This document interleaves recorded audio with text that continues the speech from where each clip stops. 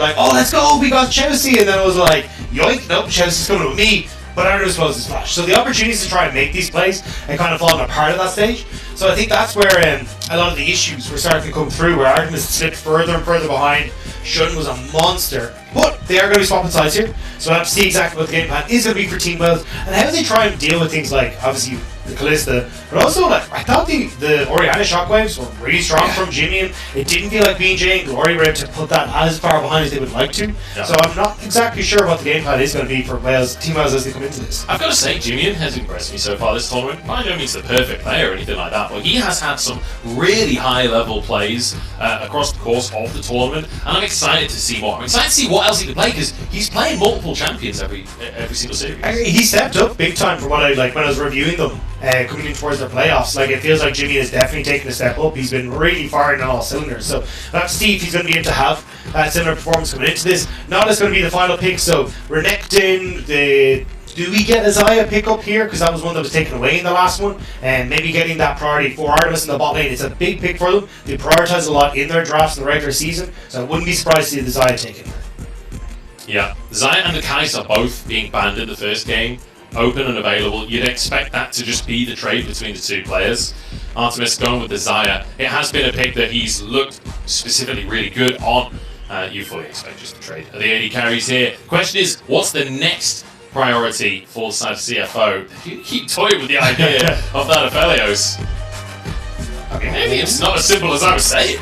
I mean, Shun has played the and usually they will pair it with an aggressive support like the Blitzcrank that is actually left open for Chelsea. So potential here to try and go for that as well. And I think GB was talking about it at the desk yesterday, and I 100% agree with him. Like, I love Blitzcrank into things like the Zaya because it's that non-committal engage that makes it very easy to blow Zaya's ultimate nice and early, and then she's kind of caught between a rock and a hard place with how she can try and play out these team fights. So let's see what the plan is. Gemini, though, wanting to get his hands on a bit more of an aggressive jungler where he can try and take over against BJ in the early stages. Yeah, taking away the comfort from BJ as well. We saw BJ picking up that lead set in the previous game. Had a couple of good kicks, set up for some kills on Shun, but wasn't enough to turn those fights. Zaya Rakan wide open though. Team Wales will be happy to grab that for themselves. And then the question becomes, what else is your priority? Things like the Jarvan still up and available. Things like the Oriana for the mid lane, or even the Ahri if Glory wants to go back to that. I'm curious, yeah. I imagine Glory will probably take the Ahri if he can, but I actually think they'll prioritize jungle here and then move over into towards, hey, we're going to probably eat some bans on the next rotation towards mid lane and see if it's open, but not even going to be the case. So going to go towards that top lane for Sparta, so trying to see if they can get that easy pickup for Sparta. I'm not as big a fan of this because I think BJ is going to eat a lot of bans in this next rotation now. Do we see it locked in though, Dan? He's going to do it. Do we get it locked in once again? I mean, it's the Shoutcrank. It's got to be the Shoutcrank. We've got to believe that it's going to be the Shoutcrank locked in once more.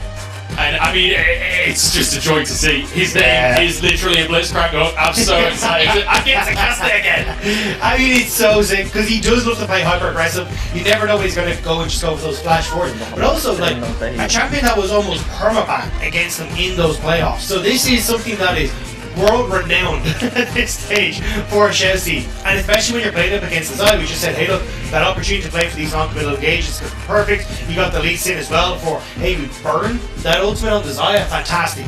Gemini, you're free to go for these crazy key plays, so you've got that great synergy. Also, the amount of pick, your burst damage is there, so a lot of what CFO are going for is actually almost like trading styles with Team Wales from the last one, where they have that pick opportunity, and it's Team Wales that are definitely setting up more for those team fights. A bit more defensive. There's the Oriana ban. To be honest, it's almost surprising to see Team Wales banning the Oriana because I feel like it would fit their comp perfectly, but it's whether or not they would get it. I actually think they want the Nico.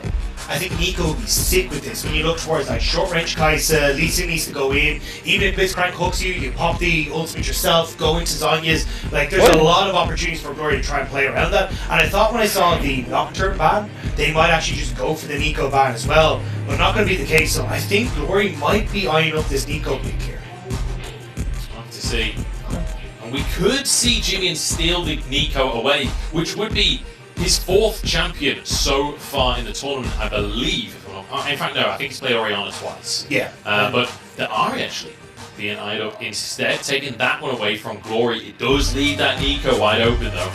Yeah, it's not the I'm kind of surprised to see Jimmy go towards this. I thought maybe we'd actually get something like okay, so they are just going to try and play for the... I mean, it makes sense with the Lee Sin and the Ari. We can play for this like strong mid-jungle duo.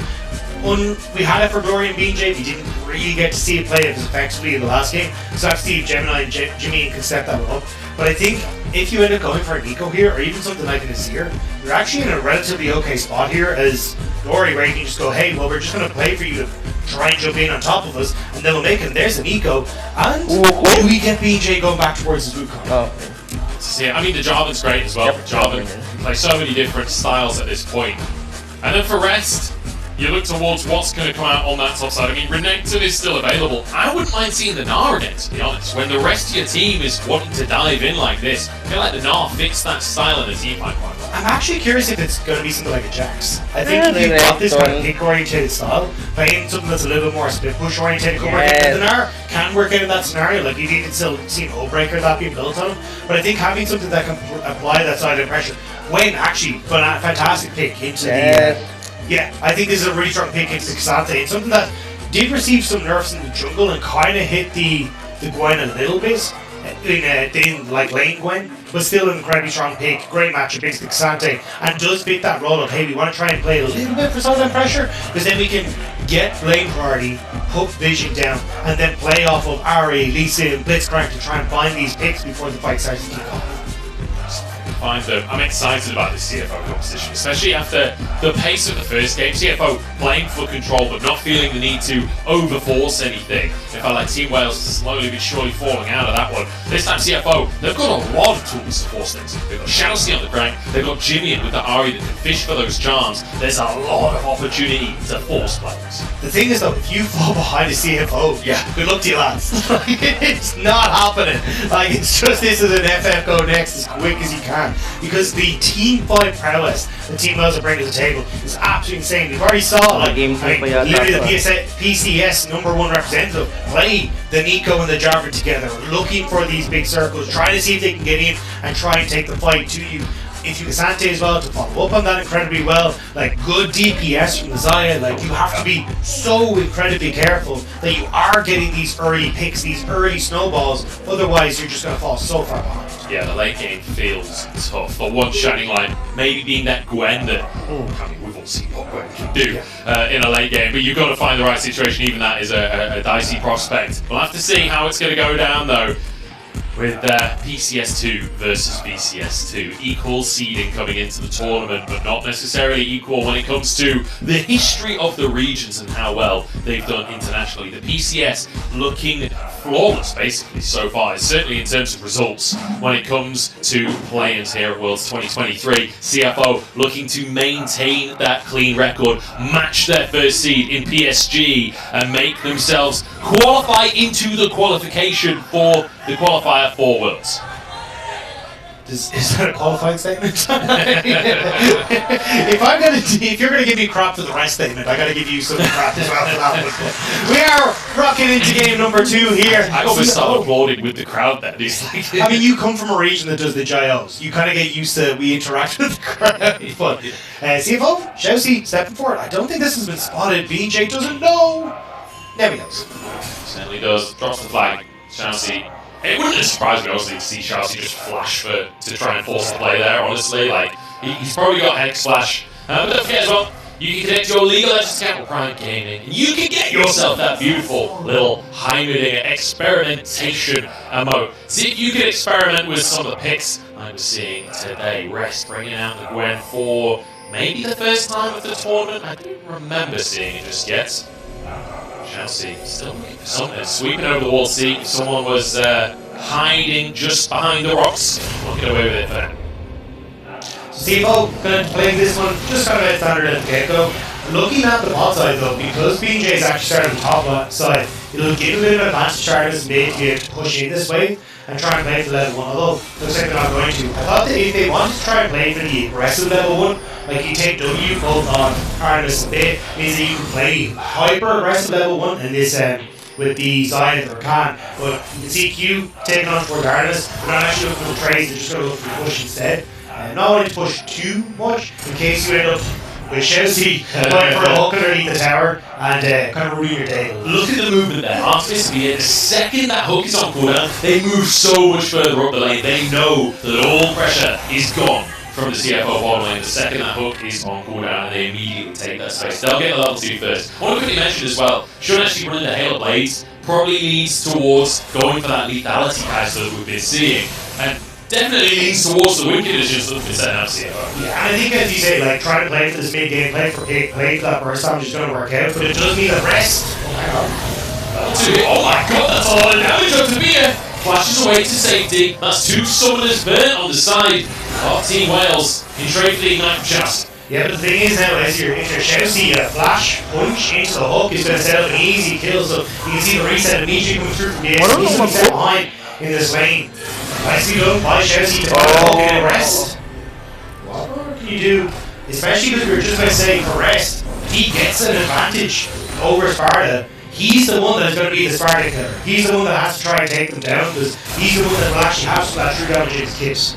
Yeah, we've all seen across the course of the last couple of years what Gwen can do when you find yourself a lead, and even Cassante can't withstand that storm once Gwen gets a couple of items for herself. Definitely something to be watching. Good little tangle bar from Glory, but took a tower shot for it, so doesn't quite ever be a win. Okay, I want to try and keep our eyes on where these rooms are going. Gemini over the top side. Does he try and go for something that's part of here, there? Flash Q? I think Rest just used. Okay, Sparta does it. I think Rest actually just used Sparta's Q3 as a gap close and like channeled his Q while flying to get snitted onto Sparta. Hey, if it works, it works. BJ though, moved into the bot side, got to go to crowd, wants to try and contest for the second one here. Gemini into the vicinity, no pushing mid though, makes this difficult. Up here, BJ with the advantage to find Gemini knows that he can't turn this one around. Conqueror already propped for BJ. Gemini just kicked out of the river. Yeah. Bit of a weird one there. I don't know, like he didn't have control over top or mid to try and go for that, and Gemini kind of already forgot his right to go for that sort of crowd because he tried to make the play top side. So yeah. A little weird. He has to come back up here despite the low health bar because Rest still in an awkward spot and he knows that BJ's going to be here. Oh, Rest managing to dodge the Q3, knocked back though, and here come the junglers. Double flash from the top laners. Oh! Gemini goes straight between the goalposts with the Q. Yeah, Sparta was trying to predict the sonic wave that was going to come through from Gemini, flash away from that, but nearly Gemini was able to miss with the second attempt anyway. Rest now, still in the new tower. I don't think you can dive this. Safeguard's going to make this difficult. Oh, there you go, Rest taken down, they're making it easy. First blood for BJ. Unfortunately, Rest went away from Gemini. Gemini not able to get the safeguard now. It's a pretty miserable shield at this stage, so gonna not turn away too much damage, but BJ able to flash out, so immediately getting that success for Sparta and keeping this Gwen up. Gemini feeling his presence in the area with this way to die, but I mean, that like you just get one shot. There's nothing that they can do about that one. Very nicely capitalised on by Team Wales. Chelsea, as soon as he presses the W, I'm like on the edge of our seat. He's not going to be going for too much, but again, I think this is exactly the way Team Wales want to play. We just said, hey, Shun is going to go towards this more Umbra Blade, Paladin style build, so you are reliant on Rest to deal that more consistent damage against the tank. So if you're setting Gwen behind, you're going to make things a little bit more difficult for CFO as a second one. Even just delaying that fight for Gwen where she gets to take over the lane, but you can see Sparta flashes away, predicts the Q, Gemini just goes wide on the Sonic Wave, and then at this stage, if you're going to try and take her to the tower, I think you just full commit for Sparta. You're like, immediately trying to turn this around, but you can see as Gemini actually tries to use the Sonic Wave on Sparta, BJ gone for the Flaggy Drag, tanks the Sonic Wave from Gemini, which means they can't really follow up anyway, and then Chelsea is going to be reinforcements for Gemini in this equation. Like, okay, Gemini and Rest alone couldn't do it. Let's send the support on top as well. Sparta versus the world. Sparta literally 1 versus 300 at this point, but no, he's not. The wall itself. And now the hook finally comes into play. Rest, low HP, the leader will get it up, but it's 1-for-1 now. Gemini wants to chase on Sparta Q3, but Sparta, he's up Cassante and he's looking terrified. The charm comes in from Jin, and Shousey gets a double kill. Chelsea's so bloodthirsty support on this Blitzcrank. I think he had like 4 or 5 kills yesterday as well, but kind of heartbreaking. You would have liked at least one of them to go away. You would. The one thing I will say, at least Shousey, he likes A. You're talking about early boots, that's fantastic. But B, he goes Everfrost. So actually getting a bit of early AP on Blitzcrank is the end of the world. Yeah, I mean, there's definitely help in the first. It's not much sweat, but yeah. But I think that's it, right? Is yes, it would have been nice to get those kills across, but like 2 kills up to BJ means that when you end up in this matchup between the Lee and the Jarvan going to be in the spot. Chelsea, do you go wrong? Should. Oh, legend! The show crack! What do you mean, sir? Like, he's got next matchup in a second or two. You got BJ there, but sorry, Gemini there, but I think they're just going to back to win this one. Just to go across. BJ didn't want to slide because he's still on. I just like looking at the league map. Shazzy has nobody posturing like they're going to come and help him, and he's still like considering the hook on BJ. Like, can I roll you on this? Yeah, the 2 kills on Java, the 2 kills on Blitzcrank, not quite even when it comes to damage out. Yeah, I know as well. You've already got like bits and bobs essentially picked up for rest, whereas when you look across the Sparta, he's well on his way towards completing the he's well on his way to completing the Jack Show Proteon or whatever. My brain's gone missing on that one, but it still means that you're going to have a great opportunity for Sparta to just continue to pressure a little bit more in this lane before you get Ripmaker and all those kind of things for rest. So for Team Wells, it's a case of trying to keep this pressure up so that you can wait for team fights, wait for the dragons you're stacking. Even maybe think of the Rift Herald here as well. Whereas for CFO, they need more of Chelsea on the map to try and turn these around. 2-2 on the scoreboard with a bit of a lead for Team Wales. Much needed after what happened in the first game. And I have to say, good job so far from Sparta on that Cassante, getting a bit of an advantage being that top lane. It's not ahead in terms of kills, but in terms of CS, in terms of just presence there. I say that though, we've got the ults coming out on both. Wow! BJ, beautifully done by Sparta.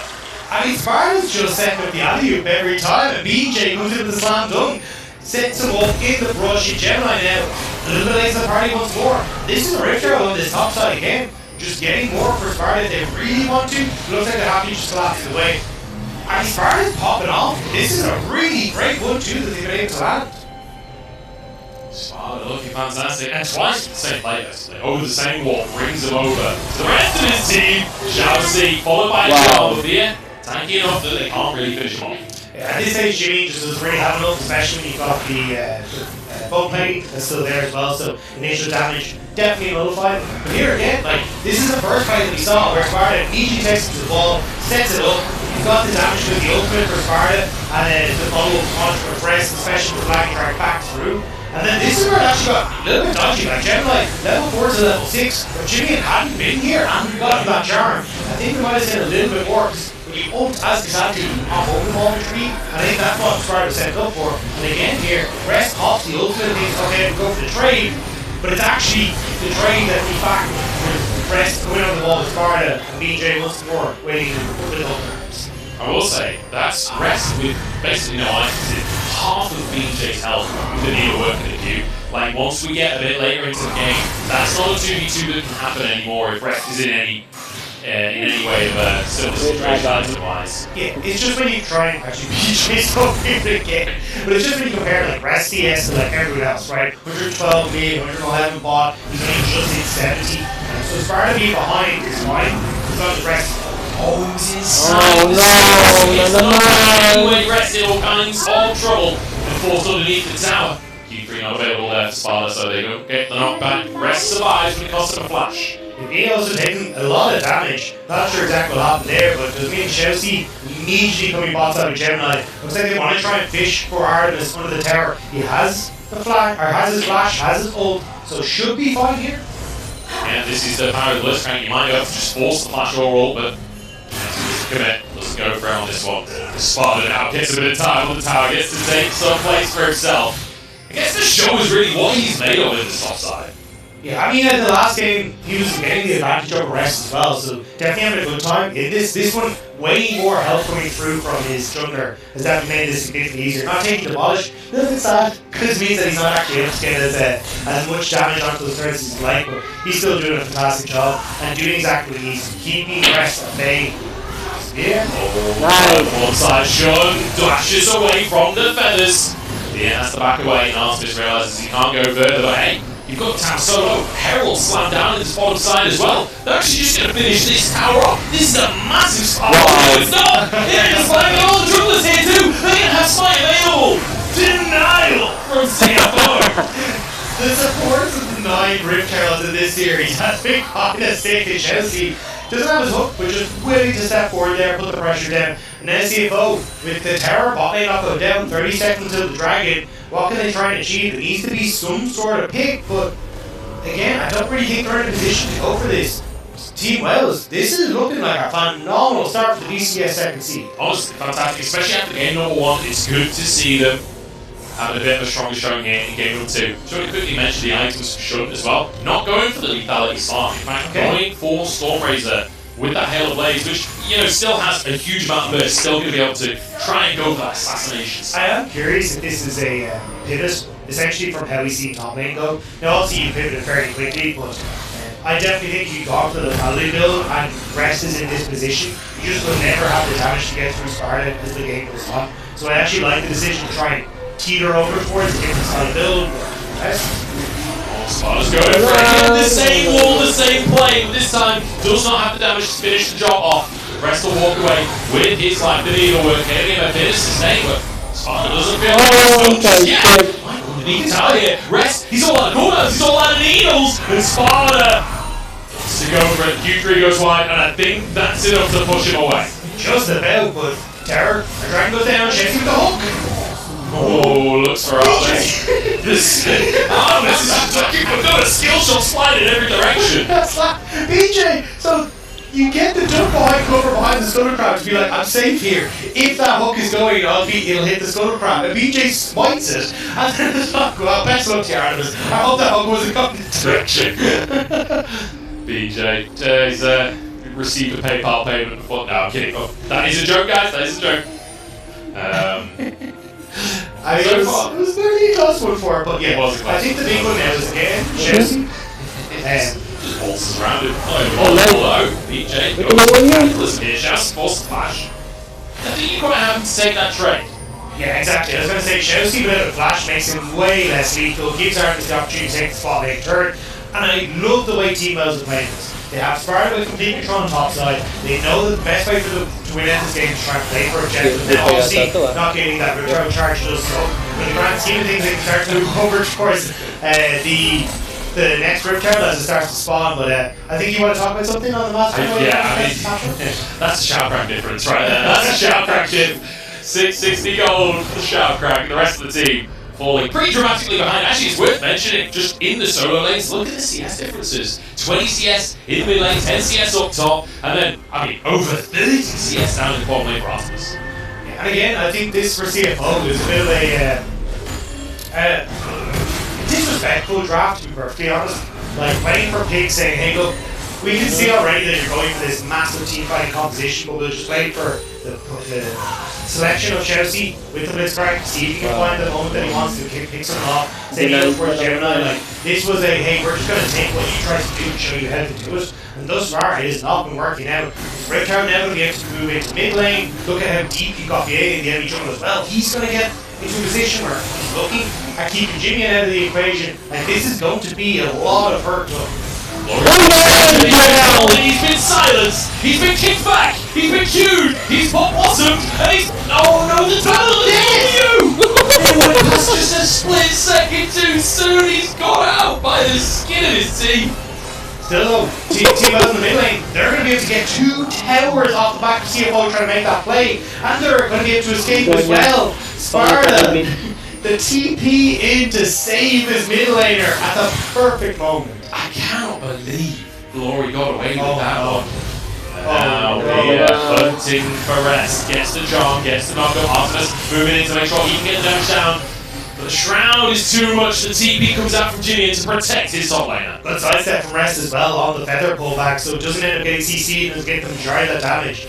Jimmy now will have to take towards the top side. Nico already up here. Glory did TP and flash to try and get into that play. So you'll have mid laners facing off against each other, which gives you a little bit of time to try and push in the spot side, but that'll be matched by Sparta as well. So overall, a lot of trading back and forth, but Team Wales getting those 2 towers mid opens up things dramatically.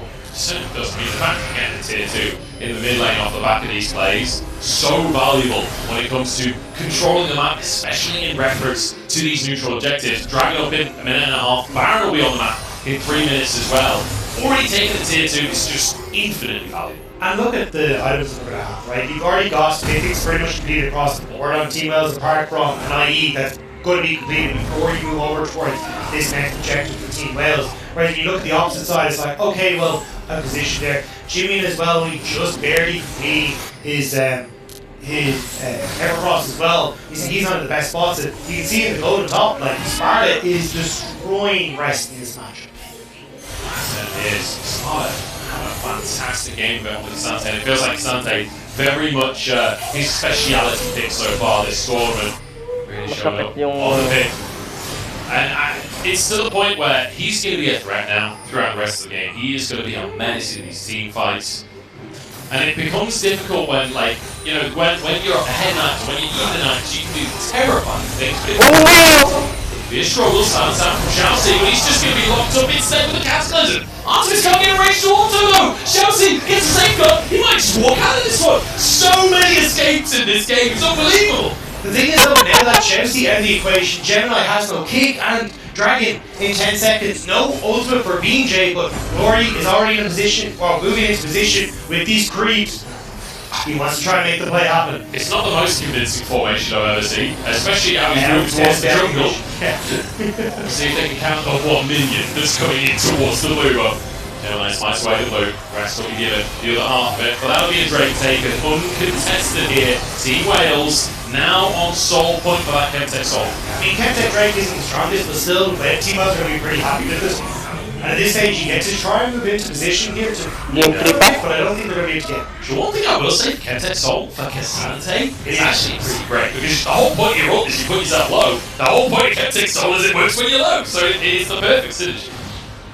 And I think, yeah, that's where these Team Wales can get a good amount of some value out of it, but still, it's probably not going to be a case of like, oh yes, Chemtech Drake is going to break open this game for Team Wales. This game is already broken for Team Wales. They have 3 dragons, they will get the zone, they're already super strong when it comes to team fights, and I mean, you can see the win probability per AWS there. Like, it's encroaching on the 90 to 95%, and I tend to agree with it here. There's very little position where CFO can find picks, can look for their opportunity to play towards their competition strengths. As long as Team Wales go, we will push sides, we will group, and we will make sure that we're playing for these team fights consistently. Yeah, and even in a lot of games, I'll always say, like, you know, there's always a chance. But actually, who do you call? Like, Rakana a lot of the time will get away from that or dodge it. Artemis has his ult, has his flash.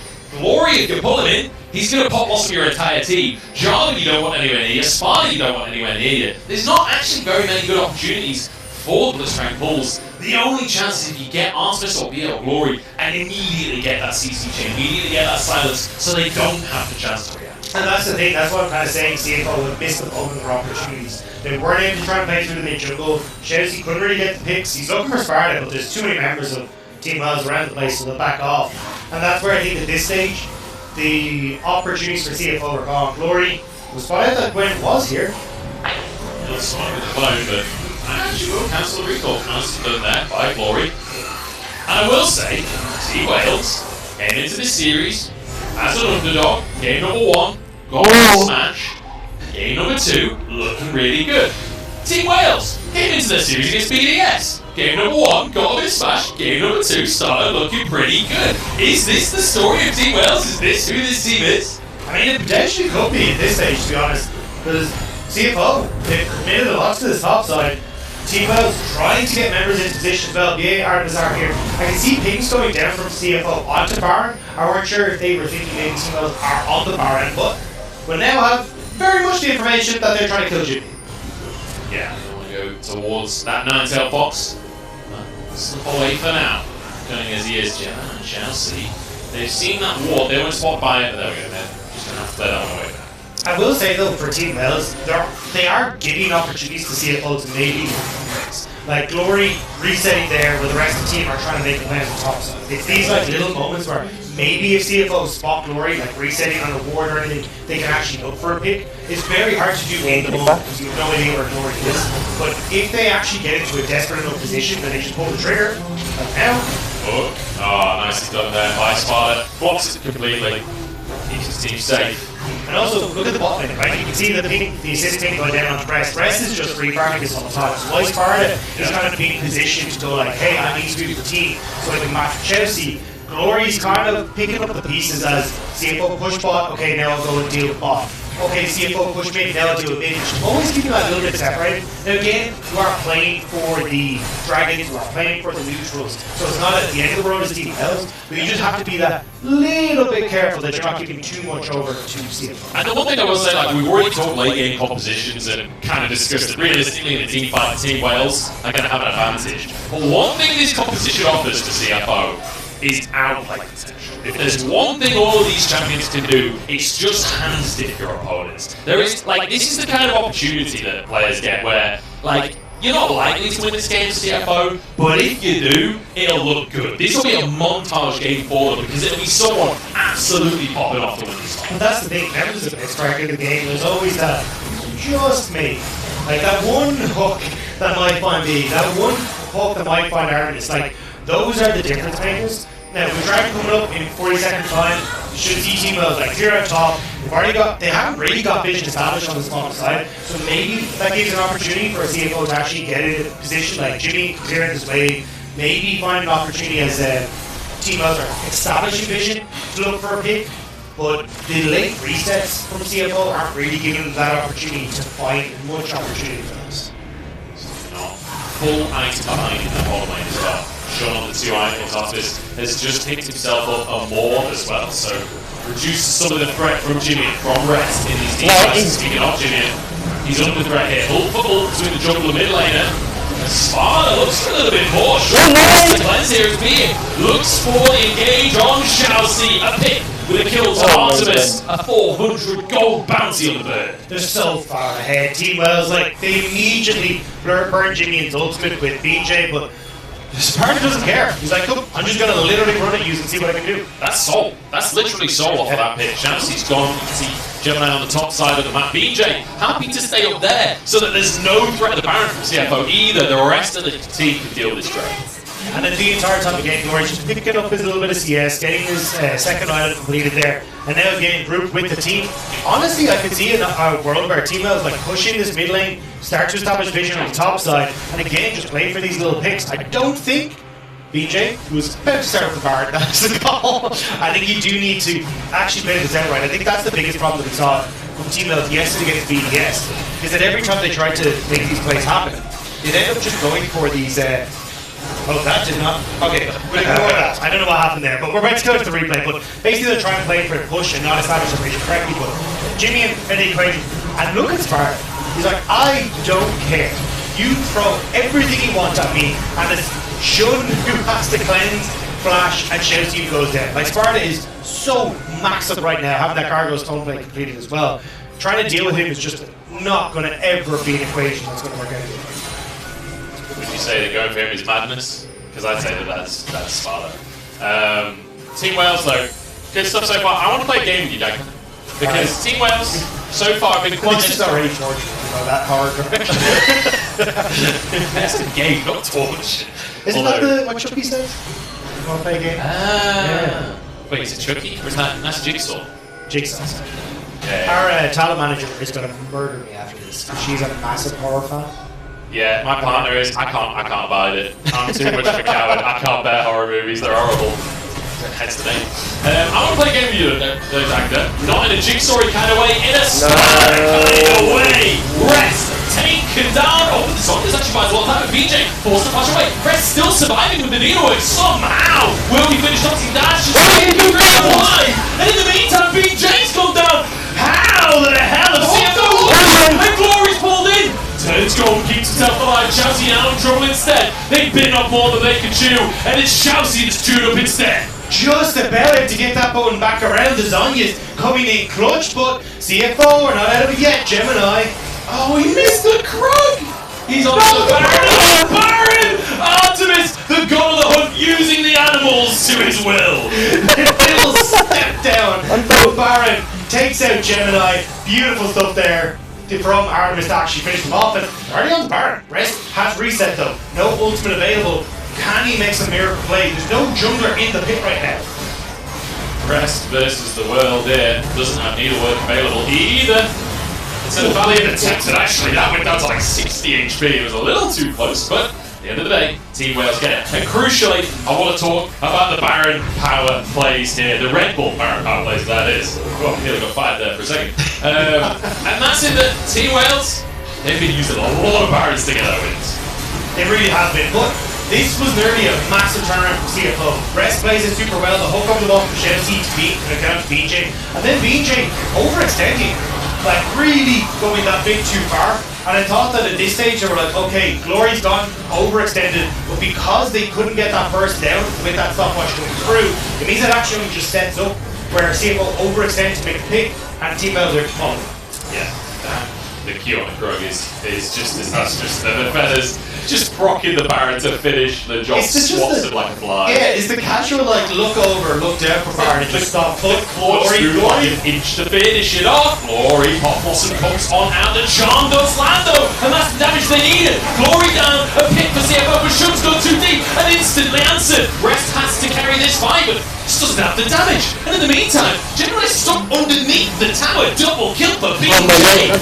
And obviously, Team Wales, they keep winning off of picks the CFO fight. It's just too late. You don't have control of the map for CFO. Every time they're going for these plays, well, look at top, it's already pushed in. Look at bottom, it's pushed in. Chelsea swings mid between the two members of Team Wales, and now Artemis stepping forward. The tower is not on. The game I wanted to play was how many Barons did it take for Team Wales to end the game. I think it might just be one in this one, Dagda, because they are on a rampage. They are destroying CFO in this second game. Almost 10,000 go up at this point.